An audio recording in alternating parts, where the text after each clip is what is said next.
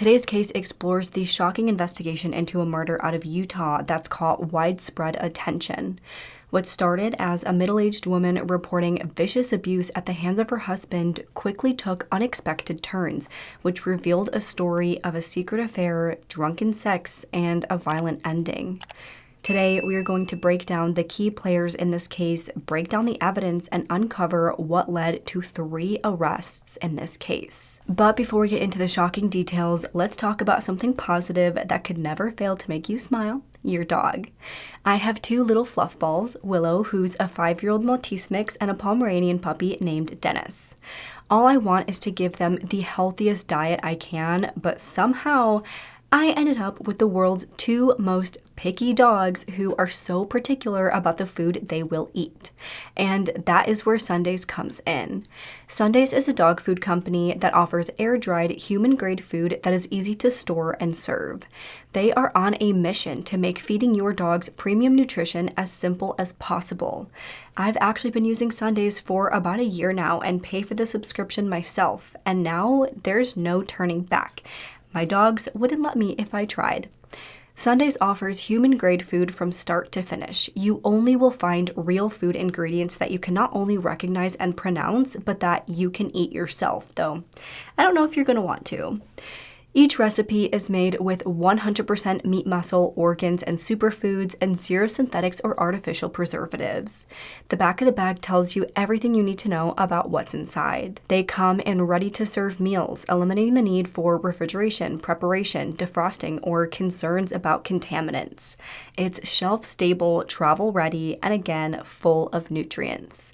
It's healthy and easy, which is very difficult to find in a pre-made dog food. Sunday's dog food is air-dried, which gives it a soft, jerky-like texture, which my dogs are obsessed with, while preserving its nutrition and flavor, unlike kibble, which loses many of its vitamins and minerals due to high-temperature cooking.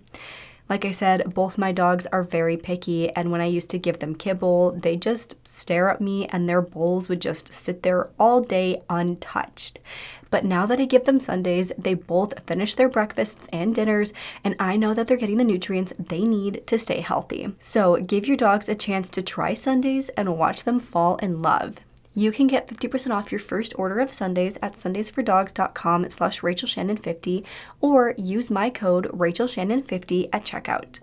Thank you again so much to Sundays for partnering with me on today's video. With that being said, I want to note that there is a thunderstorm in Arizona. It's a wonderful thing to have happen here, but it might be a little bit loud. You might hear some noise at some points in the video, so that's just a warning. I'm enjoying the rain personally, but it doesn't make for the best audio in the background, I guess. But either way, with that being said, let's just jump into the details of this case. 42-year-old Jennifer Gledhill was married to 51-year-old Matthew Johnson, who worked as a National Guardsman in the Special Ops Unit. Together, the couple had 3 children, aged 5, 7, and 11, and the family lived in a $1 million home in Cottonwood Heights, Utah. At some point in 2024, Matthew had taken a leave of absence from work after his father suffered some health issues, but he was set to return to work by September 24th. But when that day arrived, Matt didn't show up to work, which was very unlike him. He was a dedicated member of the National Guard and would never no-call, no-show to work. So by the following day, a coworker called the police to request a welfare check. When making the report, he told officers that he had called Matt several times, but his phone went straight to voicemail. He asked around to see if anyone else had heard from him or seen him, but nobody had. When they first looked into his whereabouts, a friend told officers that at the beginning of September, Matthew informed them that he was going to be in Bend, Oregon for 2 weeks so that he could take care of his father, who had recently suffered from a stroke. This prompted officers to look through hospital records to see if they could confirm that story, but they couldn't find any records to show that his father was ever admitted to the hospital. They then ran Matt's car's license plate number to see if he had made the trip to Oregon, and once again, they found no evidence that he was ever in that state. After meeting these dead ends, officers spoke with coworkers and other friends of Matt's, none of which had heard from him in several days. Then, by September 28th, officers got a hold of Matt's wife, who said that she did now want to report him as a missing person because she also has not seen him. When speaking with officers, she reported that she and Matthew had been separated at the time. They were going through the process of a divorce, which was set to be finalized the following month.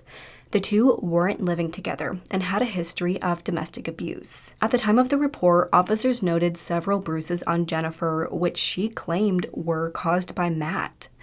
She went on to explain that the last time she saw Matt was on September 20th, 8 days prior. That day, Matt had come over to the home to visit. At some point, the two started drinking whiskey, and one thing led to another, and the two ended up having sex that night. Due to how drunk she had gotten from the whiskey, Jennifer said she couldn't remember everything that happened that night. But at some point that night, he became upset with her and started hitting her with a closed fist. This resulted in bruises to her left eye, all over both arms and hands, her side, as well as bruises to her upper thigh. After the altercation took place, Matt said that he was leaving the home and would be gone for a week, so don't try to look for him or call him. She said that the two basically came to an agreement that when he came back, he would return to work and would stay away from Jennifer. That is why she never reported the physical abuse. But by September 24th, he was supposed to be back at work and didn't show.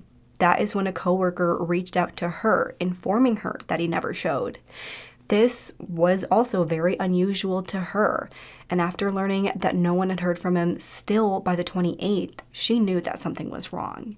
That is when she decided that she wanted to report him as missing. Now, when it came to the report of domestic abuse, officers asked if she could provide a written statement for what happened, but she refused, saying that she wouldn't be able to accurately describe the events of that night.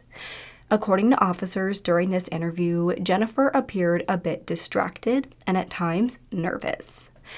At first, officers didn't necessarily know what to make of the situation. They were concerned that he didn't show up to work, but there were reports from friends all saying that he was going to be gone for a few weeks. Even though they couldn't confirm his whereabouts in Oregon, it was still possible. Why else would he tell friends that he was leaving? More than one person had the same story, so it seemed to make sense. But at the same time, based on what Jennifer said, he was in town on the 20th. So it appears that he was gone for a week or two from work to visit his father. Then he returned back and decided to visit Jennifer. The two got into a fight, so he left again, and for whatever reason, he skipped work, even though that was very out of character for him. But I believe it was the very same day that Matt was officially reported missing that a witness came forward to police with an unbelievable story. This man hasn't been identified publicly, but according to reports, he was also a National Guardsman who knew both Jennifer and Matt. He had apparently met Jennifer through having their children play together, and after meeting, the two started an affair. This man sat down with police and said that on the night of September 22nd, Jennifer asked to come over to his house, which he agreed to. She arrived just before midnight, looking visibly distraught. She had brought over some prints, saying that she wanted him to have them because she may be going away for a long time and wanted to give them to someone who would enjoy them. When he asked what she meant and why she was so distraught, she started talking and basically could not stop herself. She said that on the night of September 20th, Matt returned home from being away, and the two were drinking and they had sex that night. But then at some point, he started yelling at her because he found out that she had been sleeping with someone else. This obviously caused a big fight between them, but things did eventually calm down and Matt went to bed. But after he was asleep, she took Matt's 9mm Glock and shot him in the head while he slept in the bed they once shared together. After shooting him, she smashed his cell phone and then put it in his car and then drove his car around the block to a nearby street. She then loaded his body into a rooftop storage container, then slid him down the stairs all by herself before taking him to the garage and loading him into the back of her minivan. She drove up north, stopping somewhere in a rural area. There, she dug a hole and buried him in a shallow grave. After that, she returned home and cleaned up after herself. At the time, her lover noticed bruises all over her body. As I stated earlier, police also noticed those bruises. But when he asked what caused them, She said it was actually from the process of moving his body and cleaning the house. So the whole story of Matt beating the absolute hell out of her, it was a complete lie. She told him that she was either going to kill herself that night or she would if police found out what she did, because there was no way she was spending her life in prison. At that time, she begged the man not to say anything. The man told police that at first he didn't contact the authorities because he didn't know if she was telling the truth. She had a history of being dramatic and telling these wild stories. There were times in which she would even call the police on Matt for things that weren't a big deal and definitely were not against the law. So he just wasn't sure what to make of it at first. But of course, once he realized that Matt didn't show up to work and that he truly was missing, he made sure to call the authorities right away. He went on to say that in the days following the confession, the two texted a bit about what she told him. They never outright said what happened, but they definitely alluded to it multiple times. In one text, she said that if a friend told her a story like she told him, she'd be like, "Let me get my shovel," kind of making light of the situation, maybe trying to make it seem like she didn't actually do what she did and that she was joking, like a friendship situation. I'm sure we've all asked friends, if I killed someone, what would you do? And a good friend would respond, "I'd help you bury the body." But obviously, you're joking in that situation. Jennifer went on to say in these texts that if someone told her a story like what she told him, she would take it to her grave, going on to say, "I washed everything and vacuumed. It's not an issue anymore." Of course, as they were having these conversations, he was screenshotting the messages as Jennifer was deleting them, not really thinking about the fact that a text conversation goes both ways and that it's going to be on both phones. In addition to the text conversations, the two had spoken on the phone, which this man recorded.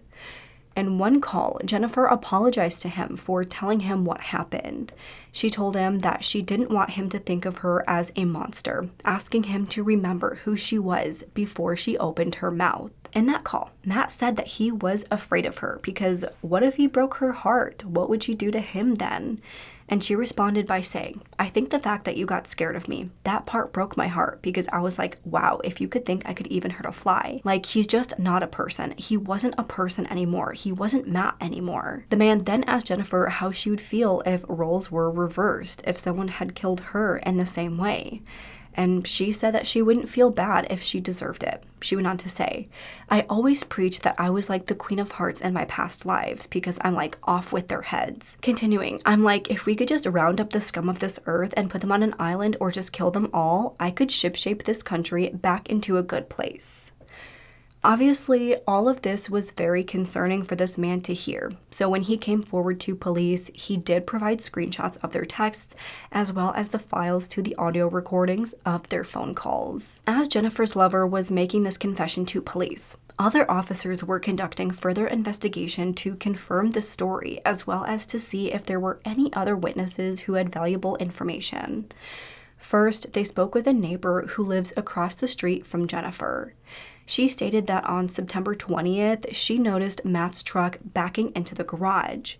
By later that night, September 20th, now going into the 21st, she could hear Jennifer and Matt loudly arguing.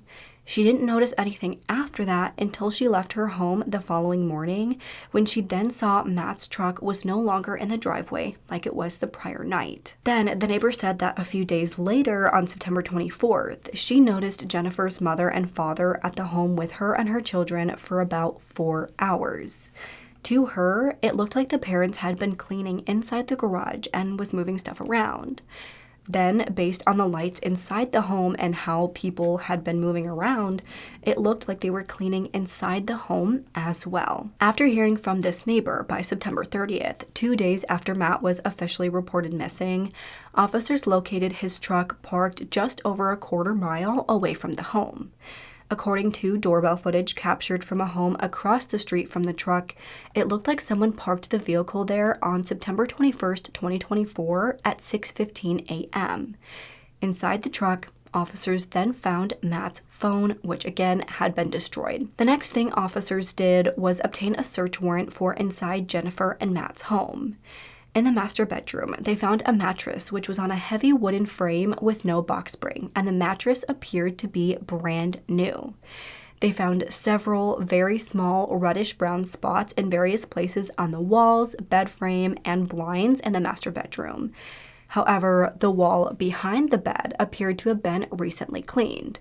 There were white marks all over that wall, which still smelled like bleach. When they moved the bed out of the room, they found a reddish-brown spot on the carpet located under the right side of the bed near the top of the bed. Upon testing, it came back as being human blood that belonged to a male victim. Then, after several weeks of waiting for the DNA testing to come back, it was confirmed as being Matt's blood. Upon making their way into the basement, detectives noticed a strong smell of chlorine. They then noticed that there were several bleach stains on the black stairs that led to the basement, indicating that they had recently been scrubbed. After completing the search of the home, they were then able to obtain a search warrant to search Jennifer's cell phone. Upon reviewing the GPS data, they found that at 6 a.m. on the morning of September 21st, 2024, her phone traveled to the area where Matt's car was ultimately discovered. By September 22nd, the phone was then seen traveling north towards Davis County, where she stopped at a few different locations. This led officers to searching around the areas where she stopped, which led them to a creek. In that creek, officers found a storage container that had floated to the water's edge, being pushed along by water after a storm. There was then another location where they searched in Davis County, where officers found a mattress and pillows thought to belong to Jennifer that had been wrapped up in a rug. Once again, officers sent these items off for testing, and blood from inside the storage container on the pillows and the mattress all came back as matching Matt's DNA. Then, continuing with the cell phone data, the phone is seen traveling north to a Holiday Oil, arriving by 10:37 p.m., all on the same day, September 22nd. Based on this, officers obtained surveillance footage from that facility where a car matching Jennifer's is seen getting a car wash. The car then drives over to the vacuums, where the person inside the car is seen thoroughly cleaning the inside before leaving around 11. After this, the cell phone returns to her residence by 11:47 p.m. I'm assuming that because of how dark it was at the time, they probably couldn't identify Jennifer as the one driving her car, which is why they said, whoever was in the car cleaned it out thoroughly, but obviously the thought is that Jennifer cleaned out her car. Throughout this time during that day, her phone was turned off and on a few different times, and there were 2 calls made to her father. But at no point since Matt was last seen did Jennifer attempt to contact him. She hadn't contacted him since the 21st. If he was missing, as she stated, she certainly didn't make any effort to get a hold of him at any point. Now, as I stated earlier, the neighbor across the street from Jennifer noticed that her parents were over for several hours, looking like they were cleaning. Then, according to her cell phone data, she was calling her dad while, possibly getting rid of evidence and cleaning out her car. Based on this information, it seems like her parents may have information regarding Matt's disappearance, so they brought them in for questioning. When asked what they were doing at Jennifer's home on the 24th, they claimed to have been there for less than 1 hour. Jennifer's mother, Rosalie, admitted that she purchased a new mattress for her daughter, but didn't state why she needed a new one. Jennifer's father, Thomas, said much of the same, continuing that he knows that he was there for a short period of time, but doesn't remember why he visited the home to begin with. When they were confronted with evidence that they were there a lot longer than an hour, Thomas suddenly remembered that he was actually fixing a leaky drain in the home. According to the affidavit of probable cause, when detectives asked Thomas if he had been in the master bedroom when visiting, he said, "I did not go in where the incident happened." Obviously, this statement is very suspicious and makes it seem like he knows that something happened in there. Based on all the information we've heard about her parents up to this point and just how sketchy their interviews were, detectives were able to obtain a search warrant to search their home. In their home, officers located a plastic tote near a bedroom where Jennifer was known to sleep when she visited. Inside the tote, they found a greenish tan-colored Glock 19X gun box with one of the handles broken.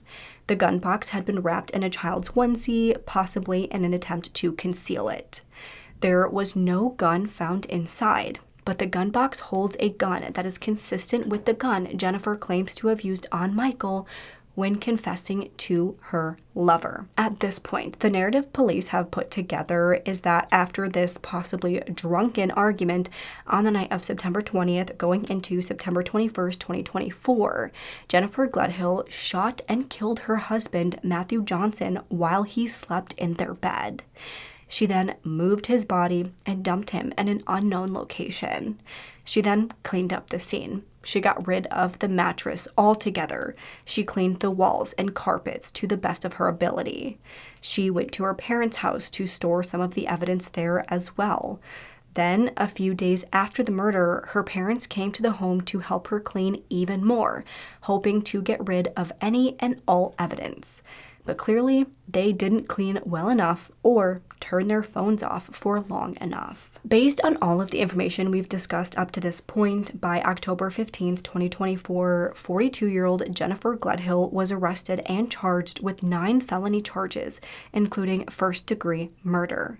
Her bail hearing took place a few days later, where she was denied bail. Under Utah law, anyone who's been arrested or charged with a criminal offense is entitled to bail as a matter of right, except with certain conditions. I do find, by clear and convincing evidence, that there is a substantial danger to an individual, that being the informant that the state has referenced, as well as to the community. But given what we are dealing with here, given the evidence that I've been presented with today, including the proffers, I don't believe any conditions can sufficiently mitigate against that substantial danger. So I do find that the state has met the burden under the statute to have the no bail hold remain. And that'll be the decision of the court today. She has pleaded not guilty to her charges, so as of right now, she will be awaiting her trial in jail. Then, just about a week after Jennifer's arrest, police went after her parents, Rosalie and Thomas Gledhill, ages 67 and 71. They were both arrested and charged with 4 felony counts of obstruction of justice and first-degree felony conduct. They are both accused of helping their daughter Jennifer clean up her home and get that new mattress after she killed her husband in an effort to cover up what she did and avoid being caught. As of the last article I was able to find relating to her parents, they were booked into a jail without bond, but that was from only a few days after the arrests. I'm not sure what their status is as of right now. I doubt they were held in jail for these charges, but who knows? If any of you know more information about that part of this case, please do let us know down below. But with that being said, that is all of the information we know about this case as of right now. This is obviously a very recent and ongoing case. The investigation is continuing, and Matt's body has yet to be found.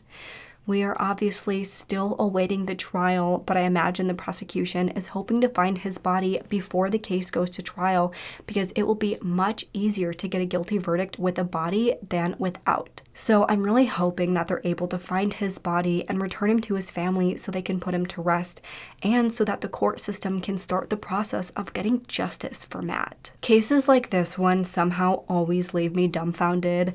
Most of the time, these things happen because one spouse doesn't want a divorce, either because of their religion or money, or they just don't want people around them to judge. They'd rather think that, their husband left them, or, their wife is just missing and something happened to them. But with Jennifer and Matt, as far as I was able to see, they were getting a divorce. They were in the process of a separation. Jennifer was getting what she wanted. But I guess having her separation from Matt wasn't enough. She needed him completely out of the picture so she didn't have to deal with any consequences of her actions. I do believe that Matt found out that she was sleeping with someone else, especially given that they both knew each other. This was a fellow National Guardsman. Even though they were going through a separation, that absolutely would hurt Matt, knowing that she's moving on so quickly. And I don't think they were living separately. I feel like Matt probably was still living in the home, so that just adds a whole nother layer of her already going off and sleeping with someone else. So I don't doubt that Matt confronted her and the two had a fight. But I think that after things calmed down, Jennifer made the choice that she didn't want to have to explain herself.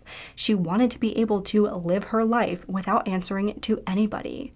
So she grabbed Matt's gun and shot him while he was asleep, leaving him completely unable to defend himself, leaving her 3 young children without a father and now without a mother. She acted out of complete selfishness without any regard for anybody else, as we can see by these conversations with her lover.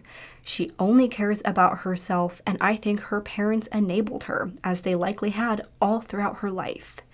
And now 3 people sit in jail, and so many people are left traumatized, all because of Jennifer's selfishness. As with any recent case, I will keep you all up to date on the status. If this case goes to trial and there's a lot more information released, I will probably make a new video about this case. I hope there's more about Matt and Jennifer's backgrounds, maybe her parents as well.